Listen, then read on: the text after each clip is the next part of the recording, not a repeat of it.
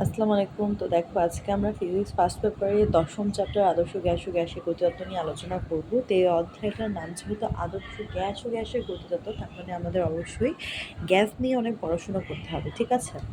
তো এই অধ্যায়টা তাদের জন্য অনেকটা সহজ হবে যারা তোমার পরিবেশ রসায়নটা পড়ে আসছো, কারণ এটা পরিবেশ রসায়নের সাথে অনেকটা ইনক্লুড। ওকে, সো চলো আমরা পড়া শুরু করি। যেহেতু বললাম গ্যাস সম্পর্কে অনেক কিছু জানতে হবে, তো প্রথমেই আমরা গ্যাসের সংজ্ঞাটা জানি। গ্যাস ইজিক্যাল টু কি, মানে গ্যাসের সংজ্ঞাটা কি লেখা আছে দেখো, স্বাভাবিক তাপমাত্রা ও চাপে যে সকল পদার্থ বায়বীয় অবস্থায় থাকে তাকে গ্যাস বলে, ঠিক আছে? স্বাভাবিক তাপমাত্রা বলতে কত তাপমাত্রাকে বোঝাচ্ছে? 0 ডিগ্রি সেলসিয়াস বা 273 কেলভিন হলো স্বাভাবিক তাপমাত্রা। অনেকে আবার ভুল করে যে স্বাভাবিক তাপমাত্রা মানে হয়তো কক্ষ তাপমাত্রা 25 ডিগ্রি সেলসিয়াস বা 298 কেলভিন, বাট এটা কিন্তু রং। স্বাভাবিক তাপমাত্রা বলতে বোঝায় 0 ডিগ্রি সেলসিয়াস বা 273 কেলভিন, ঠিক আছে? তো এই তাপমাত্রায় 273 কেলভিন আর হচ্ছে 0 ডিগ্রি সেলসিয়াস তাপমাত্রায় যে চাপ, তাপমাত্রা ও চাপে যে সকল পদার্থ বায়বীয় অবস্থায় সাধারণত থাকে তাদেরকে আমরা কি বলবো? গ্যাস বলবো, এই তাপমাত্রাটায় বা স্বাভাবিক তাপমাত্রায়, ঠিক আছে? যেটাই বলো না কেন হলেই হবে। বাষ্প কাকে বলে দেখো, স্বাভাবিক তাপমাত্রা ও চাপে যে সকল পদার্থ তরল বা কঠিন অবস্থায় থাকে তাদের বায়বীয় অবস্থাকে বাষ্প বলে, বুঝছো? স্বাভাবিক তাপমাত্রা ও চাপে যে সকল পদার্থ তরল বা কঠিন অবস্থায় থাকে তাদের যে বায়বীয় রূপটা তাকে আমরা বাষ্প বলবো। যেমন আমি বোঝাই একটু। দেখো, এখানে ধরো স্বাভাবিক তাপমাত্রার ও রূপে একটা পদার্থ তোমার কঠিন আছে, আর একটা পদার্থ মনে করো তোমার তরল অবস্থায় আছে। স্বাভাবিক তাপমাত্রা ও চাপে যে সকল পদার্থ তরল বা কঠিন অবস্থায় থাকে তাদের বায়বীয় অবস্থাকে স্বাভাবিক তাপমাত্রা ও চাপে যে কোনো ধরো একটা স্বাভাবিক তাপমাত্রা মানে কত? 0 ডিগ্রি সেলসিয়াস বা 273 কেলভিন।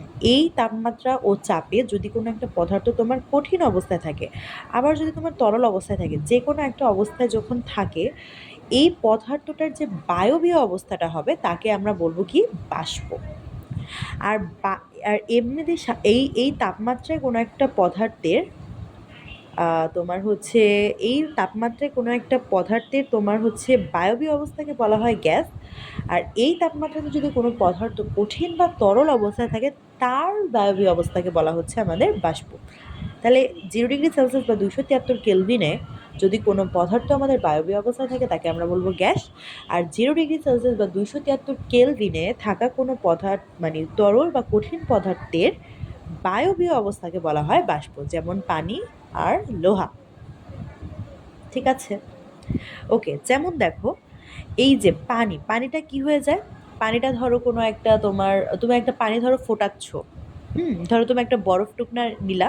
এই বরফ টুকরাটারে যখন তুমি স্বাভাবিক তাপমাত্রায় এই বরফ টুকরাটা কি থাকে? একটা বরফের ন্যায় থাকে, কঠিন পদার্থ রূপে থাকে। বাট এটারে যখন তুমি এটার যে তোমার বায়বীয় যে রূপ বা বায়বীয় যে অবস্থা, ধরো এই কঠিন পদার্থটা যখন তুমি মানে এই বরফটারে যখন তুমি চুলায় রাখলা, তো এটা আস্তে আস্তে কি হয়ে যাবে? একটু বাষ্পীভূত হয় না, উপরের দিকে চলে যায় না? তো এই যে স্বাভাবিক তাপমাত্রায় সে কি ছিল? কঠিন ছিল, বাট তারে যে বাষ্পটা হইলো, এটারে আমরা বলতেছি কি? বাষ্প। আবার ধরো তুমি বাইরে একটা লোহা রেখে দিলা, ভালো লোহা, একটু পানির সাথে করে রেখে দিলা। কয়দিন পর লোহার গায়ে কি ধরবে বলো তো? মরিচা ধরবে। কেন মরিচা ধরছে? ওই জায়গাটা হচ্ছে বাতাসের সাথে বিক্রিয়া করে তোমার মরিচা ধরছে, তাই না? তো ছিল তোমার একটা কঠিন বস্তু, হয়ে গেল তোমার হচ্ছে মরিচার মতো। তার মানে এই কঠিন বস্তুর যে তোমার বায়বীয় রূপটা, এটাকে আমার মূলত বলা হচ্ছে বাষ্প। সেজন্য উদাহরণ হিসেবে আমি লিখে রাখছি পানি আর কি? লোহা, ঠিক আছে? এবার দেখো, গ্যাস ও বাষ্প একই নয় ব্যাখ্যা কর। দেখো, গ্যাস আর বাষ্প যে একই নয় এটা তো আমরা কেবল পড়ে আসলাম যে গ্যাস আর বাষ্প একই নয়, তাদের দুইটারই দুইটা আলাদা আলাদা সংজ্ঞা আছে, ঠিক আছে? তো এই সংজ্ঞাগুলো আলাদা আলাদাভাবে পড়বা। এখন একটা জিনিস খেয়াল করো, যখনই তোমাদের কখনো বলবে যে একই নয় ব্যাখ্যা কর বা পার্থক্য চাবে, তখন তোমাকে প্রথমে যে কাজটা করতে হবে সে কাজটা হচ্ছে, তুমি সর্বপ্রথম তুমি যে কাজটা করবা সেটা হচ্ছে যেই জিনিসগুলো চাবে তাদের সংজ্ঞা লিখবা। এটা কিন্তু একটা ট্রিক্স। ফিজিক্সে তোমাকে বললো যে ধরো তোমাকে বলা আছে যে বল এবং কাজের মধ্যে পার্থক্য লেখো। তবে ফার্স্টে যে কিওয়ার্ডটা তোমার ধরতে হবে সেটা হচ্ছে তুমি ফার্স্টে দুইটার সংজ্ঞা লিখবা, তারপরে এই দুইটার মাত্রা লিখবা, তারপরে এই দুইটার একক লিখবা, ঠিক আছে, তারপরে এই দুইটা কী কী কাজ করে থাকে, সলিড সলিড কী কাজ করে থাকে সেগুলো লিখবা। এমনিতেই তোমার পার্থক্য হয়ে যাবে। আর যারা এখনও পর্যন্ত মাত্রা পারো না তারা অবশ্যই আমার মাত্রার ক্লাসটা দেখবা, তাহলে ইনশাল্লাহ মাত্রা নিয়ে আর কোনো প্রবলেম থাকবে না, ঠিক আছে। তো এদিকে দেখো সেই নিয়ম অনুযায়ী আমি কাজ করলাম, গ্যাস ও বাষ্প একই নয় ব্যাখ্যা করো, তার মানে ফার্স্টে আমি দুইটার সংজ্ঞা লিখবো। তা এই গ্যাস আর বাষ্পের তো কোনো একক বা মাত্রা কিছুই নাই, তাই আমি সেই জিনিসটা স্কিপ করলাম। তো চলো আমি আরেকটা পয়েন্ট দেখি যে আরেকটা কি পয়েন্টে হচ্ছে তারা আলাদা না। আবার গ্যাস সবসময় বায়বীয় অবস্থায় থাকে, কিন্তু বাষ্প সবসময় বায়বীয় অবস্থায় থাকে না। বাষ্পকে একটি নির্দিষ্ট তাপমাত্রা দিয়ে বায়বীয় হতে হয়। যেমন দেখো কঠিন তরল অবস্থায় ছিল, সেটা যখন বায়বীয় অবস্থা হবে তাকেই তো আমরা বাষ্প বলবো, তাই না? তো এইখানেও ঠিক সেম কথাটাই বলা আছে। গ্যাসের ধর্মই হচ্ছে অলওয়েজ বায়বীয় অবস্থায় থাকা। বাট বাষ্প কোনটা? বাষ্প প্রথমে কঠিন বা তরল অবস্থায় থাকে, তার ওই কঠিন বা তরল অবস্থার যে বাষ্প বা কঠিন বা তরল অবস্থার যে তোমার বায়বীয় অবস্থাটা, তাকে বলা হচ্ছে আমাদের বাষ্প। বোঝা গেছে? ওকে, এবার দেখো, এবার আমরা মেইন পড়াশোনায় ঢুকে চলো। আদর্শ, সবই মেইন পড়াশোনা, বাট এই জিনিসগুলো আমাদের অনেক বেশি ইম্পর্টেন্ট। আদর্শ গ্যাস আর বাস্তব গ্যাস জিনিসটা কি সবসময় মনে রাখবা, আদর্শ গ্যাস আর বাস্তব গ্যাস হচ্ছে দুইজনের শত্রু। এটার যা হবে এটার সব উল্টা উল্টা জিনিস হবে, কারণ বাস্তব গ্যাস তারাই হয় যারা হচ্ছে তোমার আদর্শ আচরণ মেনে চলে না। যেমন আমরা একটা সূত্র জানি, দেখো আমরা আদর্শ গ্যাসের বেলায় একটা সূত্র জানবো, সেই সূত্রটা হচ্ছে আমাদের PV equal to NRT. But বাস্তব গ্যাস বলে কি, আদর্শ গ্যাস যেহেতু এই সূত্রটা দিছে, তো আদর্শ গ্যাসের কথা আমরা মানি না। আমরা হচ্ছে পিটারে মডিফাই করে আমি হব P plus N square A by V square. V বলে আমি নিজেকে মডিফাই করে হব ভি মাইনাস এন ভি, আর এই এনআরটি রয়ে গেল।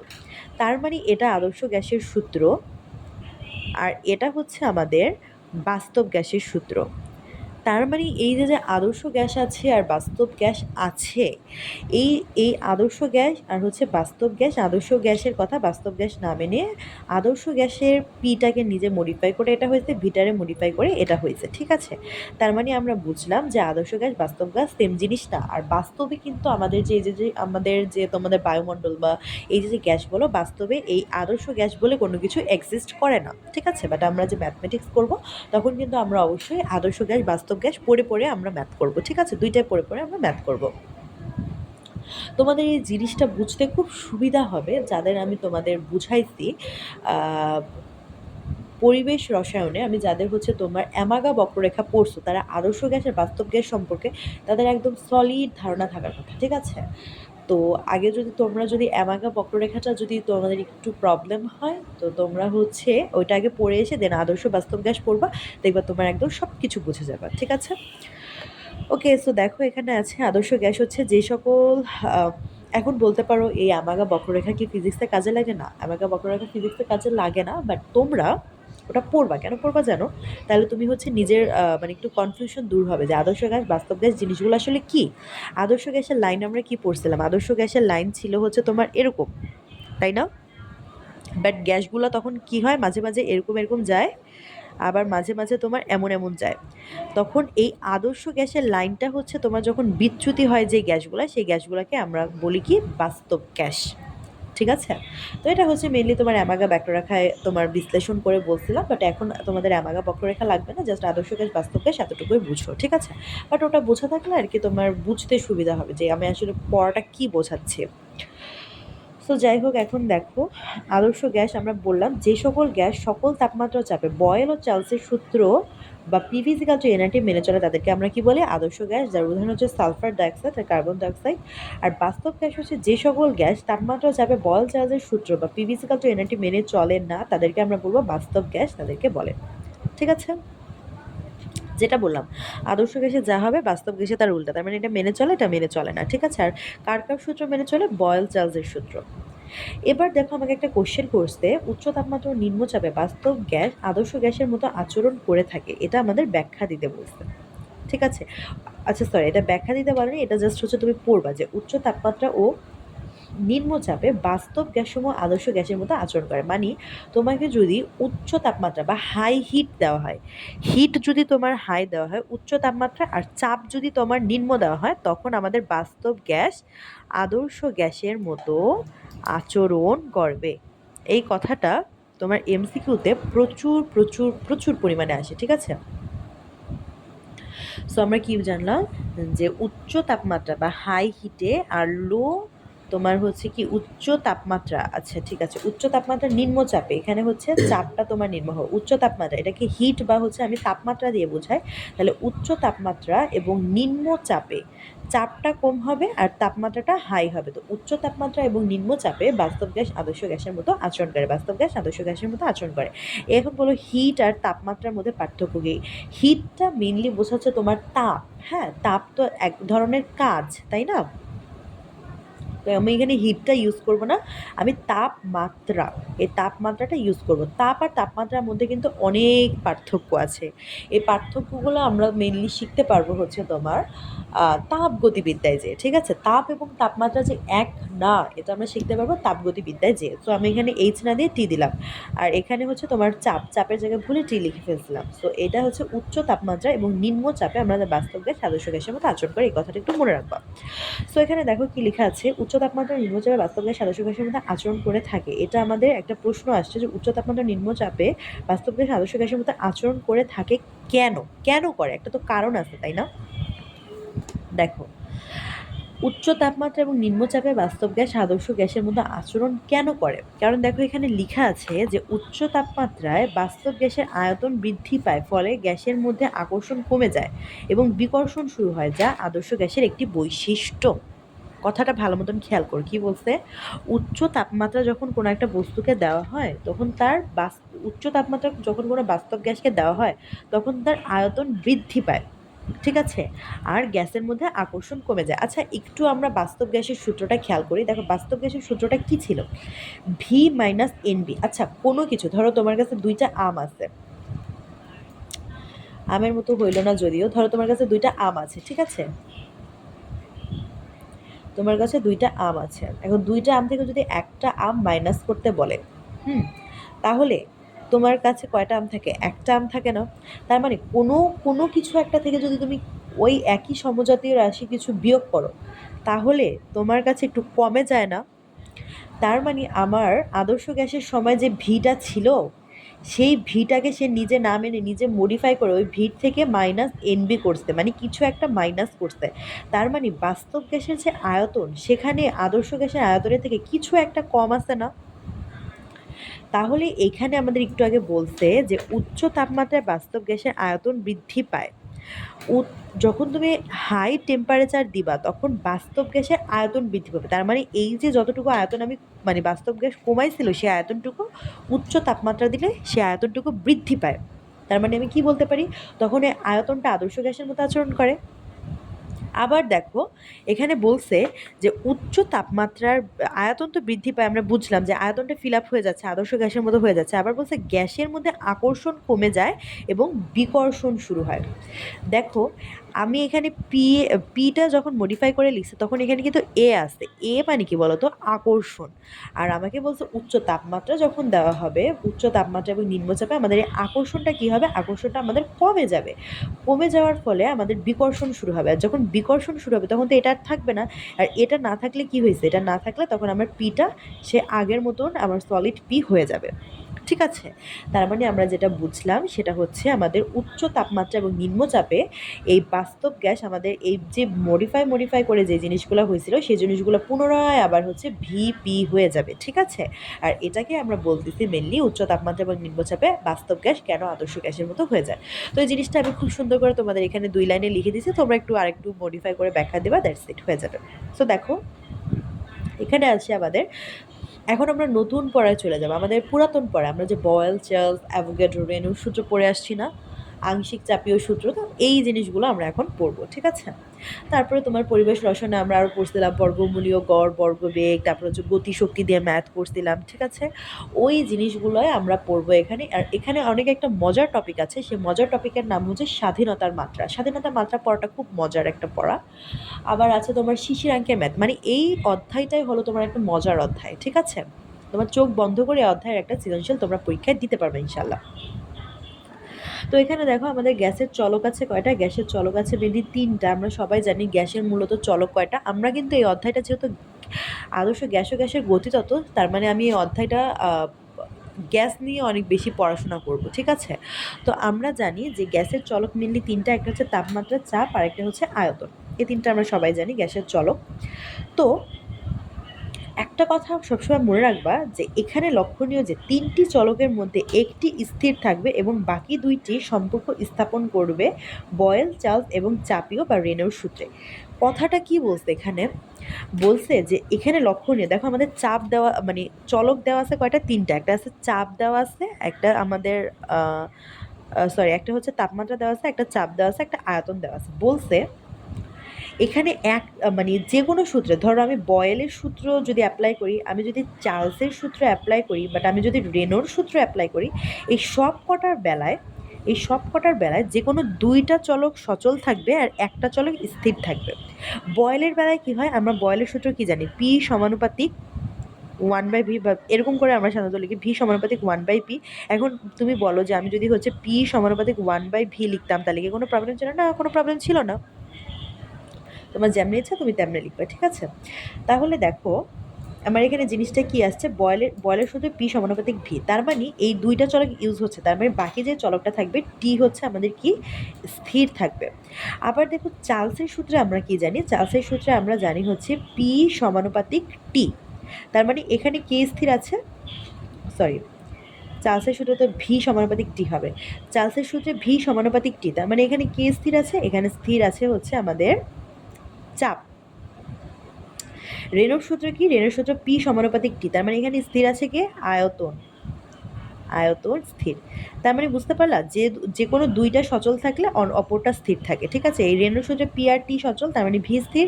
চার্লসের সূত্রে ভি টি সচল, তার মানে পি স্থির। বয়েলের সূত্রে ভি পি সচল, তার মানে টি স্থির। এই কথাটাই মেনলি আমার এখানে বলা হয়েছে। এবার দেখো আমি বয়েলের সূত্রে চলে যাই। বয়েলের সূত্রে লেখা আছে স্থির তাপমাত্রায় নির্দিষ্ট ভরে কোনো গ্যাসের আয়তন তার চাপের ব্যস্তানুপাতিক। দেখো এখানে কি বলছে?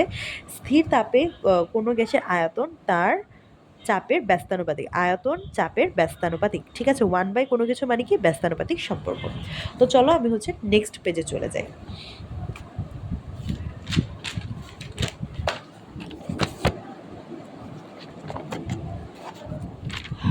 তো দেখো এখানে আমাদের এখন অনেক কথাবার্তা আসবে।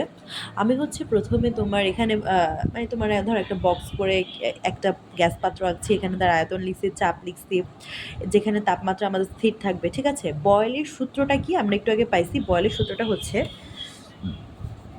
ভি সমানুপাতিক 1/p। আচ্ছা, এভাবে করে জিনিসটা লেখার আমার কারণ কি? এই জিনিসটা যদি কারো মনে হয়, এভাবে করে লেখার কারণ হচ্ছে বয়েলের সূত্র থেকে আমি লেখচিত্র আঁকবো। তো বয়েলের সূত্র থেকে যদি আমি লেখচিত্র আঁকি, তখন আমার হচ্ছে মডিফাই করে আগে লেখচিত্র ফর্মেটে নিয়ে আসতে হবে, ঠিক আছে? না হলে তো আমি এক্স অক্ষে কোনটা বসে, ওয়াই অক্ষে কোনটা বসে, এটা তো আমার একটু ডাউট থাকবে, তাই না? সেজন্য আমি আগে মডিফাই করে কোথায় নিয়ে আসবো? আমি মডিফাই করে হচ্ছে তোমার এরকম চলো নিয়ে আসি, ঠিক আছে? তো ধরো প্রথমে আমি যদি বয়েলের সূত্র যদি একটু ক্যালকুলেট করি, ধরো বয়েলের সূত্রটা কি ছিল? আমরা জানি বয়েলের সূত্র মানে হচ্ছে এই যে বয়েলের সূত্র মানে কি ভি সমানুপাতিক 1/p, ঠিক আছে? এখন দেখো তো আমি সমানুপাতিক চিহ্ন ওটা এমন লিখতে পারি না V is equal to K 1/p, এই কথাটা লিখতে পারি না? মানে এটা হচ্ছে সমানুপাতিক চিহ্ন উঠালে একটা ইকুয়াল দিয়ে একটা সমানুপাতিক ধ্রুবক লিখতে হয়। এখন দেখো জিনিসটাকে আমি এভাবে লিখতে পারি না, কে যদি আমি উঠাতে পারি কে পি। এখন দেখো এই ভিপি যদি গুণ হয়ে যায়, ভিপি ইজ ইকাল টু কে, আর এই ভিপির বদলে এক্স ওয়াই লিখতে পারি আমি, এক্স ওয়াই ইজিক্যাল টু কে। তার মানে এক্স অক্ষ বরাবর আমি ভি রে বসাবো, ওয়াই অক্ষ বরাবর আমি পি রে বসাবো। এখন যদি তুমি আমাকে বলো কেন আমি যদি এক্স অক্ষ বরাবর ওয়াইকে বসাই, মানে ওয়াই অক্ষ বরাবর যদি আমি ভি বসাই বা এক্স অক্ষ বরাবর পি বসাই, কোনো প্রবলেম আছে? না, কোনোই প্রবলেম নেই। তোমার যেটা ইচ্ছা তুমি সেটা বসাবা। এবার দেখো আমি এটাকে কে না ধরে এম ধরি, ঠিক আছে? মানে একটু দেখার সৌন্দর্যে আমি জিনিসটাকে এম ধরি। আর অলওয়েজ মনে রাখবা কোনো এরকম যদি ফরম্যাট আসে, লেখচিত্রর বেলায় যদি কোনো এমন ফরম্যাট আসে যে যেই ২ টা রাশি দিয়ে তুমি লেখচিত্র আঁকবা সেই ২ টা যদি পরস্পরের গুণ আকারে থাকে, তাহলে আমি সেই জিনিসটা দিয়ে যে লেখচিত্র আঁকবো সেই লেখচিত্র আমাদের সমপরাবৃত্ত হবে। সমপরাবৃত্ত মানে কি? সমপরাবৃত্ত মানে হচ্ছে এরকম। এটারে সমপরাবৃত্ত বলে, অধিবৃত্ত বলে। তোমরা অবশ্যই হচ্ছে পরাবৃত্ত, তারপরে হচ্ছে অধিবৃত্ত, এই জিনিসগুলো হচ্ছে তোমরা এটা কোথায় করছো? হায়ার ম্যাথ সেকেন্ড পেপারে কণিকে যায় করছো, তাই না? পরাবৃত্ত, অধিবৃত্ত। তো এই জিনিসগুলো এখানেও আছে। এখানে খুব একটা নাই, জাস্ট এই কথাটাই যে হচ্ছে যদি তোমার এরকম ফরম্যাট আসে যে যেই ২ টা চলক দিয়ে আমি হচ্ছে লেখচিত্র আঁকবো তারা যদি গুণ আকারে থাকে, তাহলে তাদের লেখচিত্রটা হবে কি? সমপরাবৃত্ত, বা এটাকে আমাদের অধিবৃত্ত বলা হয়। ঠিক আছে? তো দেখো আমি এক্স অক্ষ বরাবর কাকে বসাচ্ছি? ভি, ওয়াই অক্ষ বরাবর পি কে বসাচ্ছি, আর লেখচিত্রটা হবে এরকম। দেখো এখানে ঠিক খাতায় এই জিনিসগুলোই লেখা আছে যে আমাদের X Y equal to M হলে সমপরাবৃত্ত বা অধিবৃত্তের সমীকরণ হবে। এখানে হচ্ছে আয়তন বাড়তেছে, চাপ কমতেছে, এরকম জিনিসটা বোঝাচ্ছে। যেহেতু হচ্ছে দেখো এখানে আয়তন বাড়তেছে, চাপ কমতেছে, জিনিসটা আমি কেন লিখছি এরকম? এই যে জিনিসটা যে আছে, এই আয়তন আর চাপের সাথে সম্পর্কটা কি? ব্যস্তানুপাতিক সম্পর্ক না? তাহলে দেখো এখানে কিন্তু আমাদের আয়তন যেহেতু এক্স অক্ষ বরাবর এই দিকে যাচ্ছে, যেহেতু বেড়েই যাচ্ছে, আর চাপ যেহেতু এই দিকে উপরের দিকে উঠতেছে, তার মানে কমে যাচ্ছে। একটা তুমি ধরবা, বাকিটা তোমার এমনিতেই হয়ে যাবে। কিভাবে? কারণ হচ্ছে এটা সমান ব্যস্তানুপাতিক সম্পর্ক, সেজন্য। তুমি যদি এখানে চাপ দিতা আর এখানে যদি ভি দিতা, তাহলে এখানে কি হইতো? চাপ বাড়তিছে, আয়তন কমতিছে। ঠিক আছে? এই উপরের দিকে এই দিকে মানে কি? কমা। আর এইদিকে মানে কি? এদিকে আরো যাচ্ছে, এক্স অক্ষ বরাবর এদিকে আরো যাচ্ছে, বাড়া। আর ওয়াই অক্ষ বরাবর এই দিকে যাওয়া মানে হচ্ছে বাড়া। ঠিক আছে? তো এই জিনিসটাই দেখো। তাহলে যদি কখনো এভাবে দেখো যে এই সাইডে ওয়াই অক্ষ বরাবর যদি পি ভি, এই ২ টা রাশি যদি উঠায় দেওয়া থাকে, আর এই এক্স অক্ষ বরাবর পি বা ভি যেকোনো যদি একটা জিনিস থাকে, তাহলে এটা জাস্ট টান দিয়ে লিখবে। এখানে হচ্ছে জিনিসটা কি? ধ্রুবক থাকবে। কারণ আমরা জানি ভিপি ইজিক্যাল টু কে, তার মানে এখানে একটা জাস্ট টান দিয়ে লিখবে, এটা জিনিসটা ধ্রুবক থাকবে, মানে লেখচিত্র একটা ধ্রুব লেখচিত্র হয়ে যাবে। ঠিক আছে? তাহলে এখন একটু খেয়াল করো, আমি বয়েলের মেইন সূত্রটা একটু তোমাদেরকে ডিসকাশন করি। যেমন ধরো বয়েলের মেইন সূত্রটা মেইনলি আমাকে কি বুঝাইছে এখানে, চলো একটু বুঝি। এখানে দেখো আমার একটা পিস্টন দেওয়া আছে। তো এখানে পিস্টনটা দেওয়ার ফলে আমি এখানে অনেক কিছু বুঝতে পারতেছি যে আমাকে একটা পিস্টন দেওয়া আছে। ঠিক আছে? এবার পিস্টনে ধরো আমার একটা হাইড্রোজেন গ্যাস দেওয়া আছে। সো এই পিস্টনটা দ্বারা মূলত আমাকে বোঝাতে চাইছে এখানে যে তোমার আহ, চাপ এবং আয়তন চাপ এবং আয়তন যেটা আমাদের ব্যস্তানুপাতিক সম্পর্ক, সেই জিনিসটা বোঝাতে চাইছে। ঠিক আছে? তো কি বোঝাতে চাইছে চলো আমরা একটু বুঝে নিই। ধরো তুমি একটা পিস্টন আঁকলা।